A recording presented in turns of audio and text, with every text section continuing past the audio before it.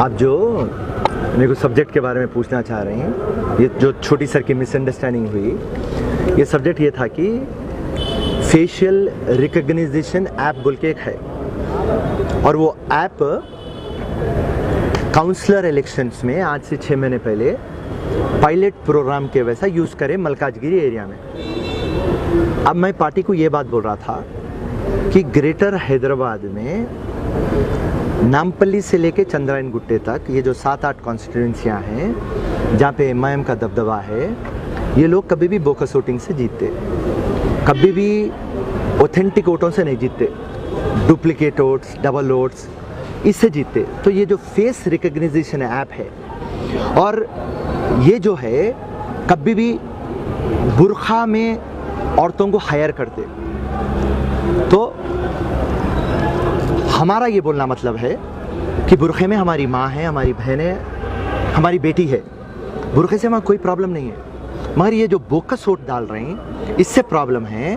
तो बुरखा पहनना या नहीं पहनना वो पर्सनल मामला है, मगर अगर से आप फेस रिकग्निशन ऐप रखेंगे उससे आप जाने जाएंगे कि आप कौन है। और इमीडिएटली ये जैसा पायलट प्रोग्राम हुआ, असदुद्दीन आके मीडिया के सामने बोलते कि फेस रिकग्निशन ऐप नहीं होना, प्राइवेसी को इनक्रोच कर रहा और हमारे को प्रॉब्लम रहता।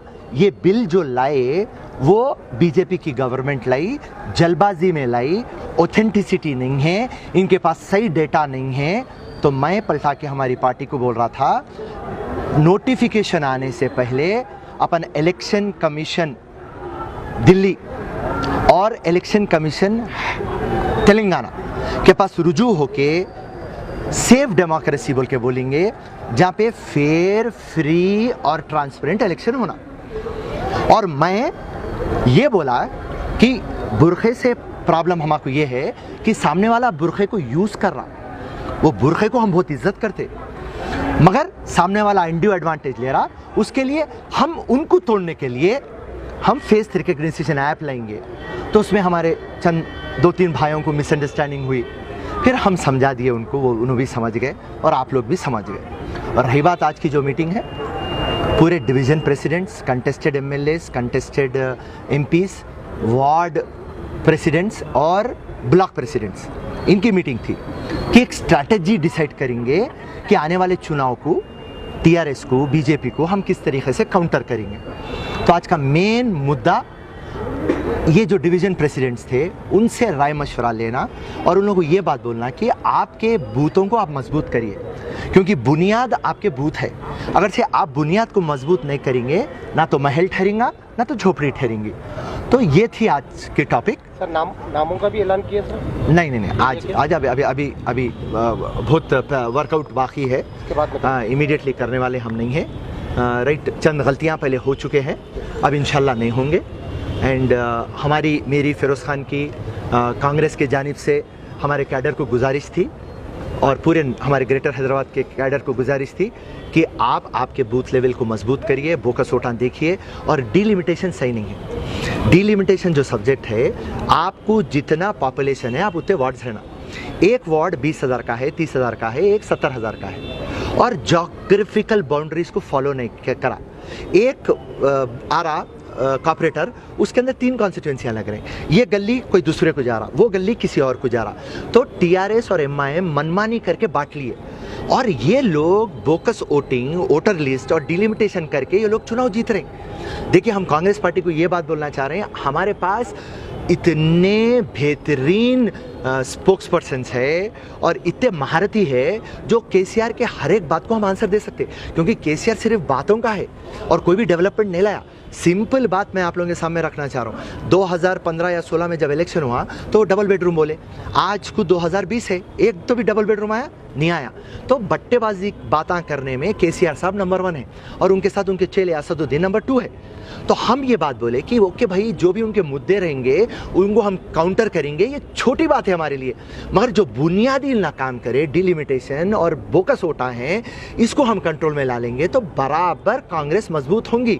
आज पब्लिक टीआरएस से थक गई, आज एमआईएम से थक गई। वो लोग को अल्टरनेटिव चाहिए, मगर वो लोग घरों से निकलते उससे पहले उनके वोटान दल जाते। आपके पास आपका कार्ड रहता, आप आपके बूथ में जाते, लिस्ट में आपका नाम नहीं रहता, आपको कहाँ की दूसरे बूथ में नाम रहता। तो इसको क्या बोलते हैं, जंपिंग बूथ। तो ये पूरे मैकेनिज्म चीटिंग के टीआरएस और एमआईएम कर रही। तो मैं चाहता था कि मेरे जितने भी डिवीजन प्रेसिडेंट है, कांग्रेस के कार्यकर्ता है, जो जांबाज सिपाही है, वो बात को समझ जाए कि हमारी आखिर गलती का है। देखिए, हम चुनाव हारे बाद हमारे प्रेसिडेंट साहब सही नहीं है, हमारे सीनियर लीडर सही नहीं है बोल के हम तोहमत देते। वो लोग क्या करेंगे जब बुनियाद पे हम बात सही नहीं कर रहे हैं। मैं आज क्लियर कट एक बात बोला, हमारे उत्तम कुमार रेड्डी साहब 5 साल से पीसीसी प्रेसिडेंट है। आज मैं जाति घर में रहता हूँ, मगर वो किराए के घर में रहते। 5 टाइम एमएलए है, आज के प्रेसिडेंट एमपी है, पीसीसी प्रेसिडेंट है, उसके बाद भी उन्होंने किराए के घर में रहते। उनको एक किराए का घर बंजारा हिल्स में है, और जब मैं उनके कोदाड़ उनकी बीवी के इलेक्शन में गया तो वहाँ जाके देखा तो वहाँ पे भी उन्होंने किराए के घर में। इतनी ईमानदारी से कैप्टन साहब हमारे काम करते।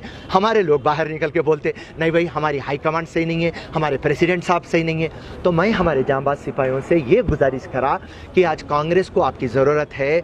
आज कांग्रेस के विकास के लिए, कांग्रेस के बुलंदी के लिए, कांग्रेस को मजबूत करने के लिए आप लोग मिल के आइए, और हम मिल के एक फाउंडेशन बनाएंगे, कुर्बानी देंगे, और कल हम रहो या ना रहो, आने वाली नस्लों को एक मजबूत कांग्रेस देंगे। क्योंकि यहाँ से बूथ लेवल से ये खोखला कर दिए, जागो, खाली टिकटा न को पूछो, टिकटा पूछने से कुछ आता नहीं, बुनियादी काम करिए।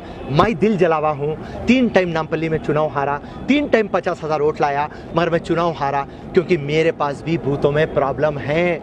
आज मेरी नामपल्ली की आवाम मेरे को पलट के बोलती कि फिरोज़ खान हम खाना नहीं खाए, उनके बच्चे बोलते फिरोज़ खान हम खाना नहीं खाए क्योंकि आप हार गए। आप टेक्निकली हार गए होंगे, मगर आप हमारे हीरो है, आप हमारे एमएलए है। तो मेरी आवाम को धोखा दिए। काश मैं जीतता तो आज मैं उनके मुस्तकबिल बना सकता था। ये लोग चीटिंग करके, चोर वोटां ले लेके, बेमानी के वोटां ले लेके ये लोग आज पावर में हैं। तो एक दिल जला जो रहता, क्योंकि नामपल्ली से मेरे को मोहब्बत है, एक दिल जला आशिक जो रहता, आज अपनी दिल जलाई बता रहा था कि मैं हारा नहीं, मैं जीता हुआ हूँ। आवाम की नज़र में, अल्लाह की नज़र में, मेरे माँ बाप की नज़र में। मगर ये साले बट्टेबाजा बोकसिंगा करते, फिर चुनाव में अपने को बोकसिंगा करते, फिर कांग्रेस को हरा देते। तेलंगाना 200 कांग्रेस है। आज हम बाहर वाले हो गए और ये घर वाले हो गए। हम ये गलतियाँ कर रहे हैं। एक तेलंगाना आज मजबूती से काम करके बोकस वोटों को पकड़ेंगा और उसके बाद में डिलिमिटेशन प्रॉपर करेंगा तो हम सारे तेलंगाना को एक मिसाल बन जाएंगे। और ये कॉर्पोरेटर हम जीतेंगे तो सारे तेलंगाना में एक आवाज़ गूंज उठेंगी कि आने वाले एमएलए इलेक्शंस के अंदर तेलंगाना में कांग्रेस का परचम लहराने वाला है।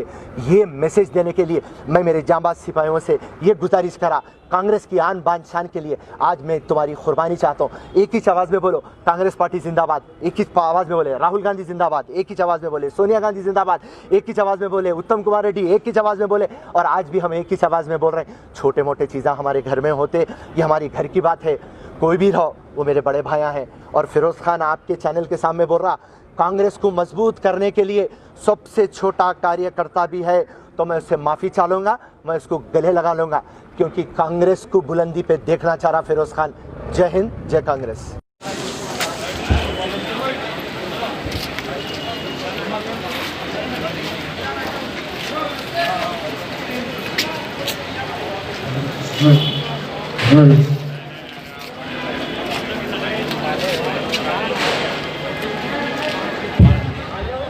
Hello hello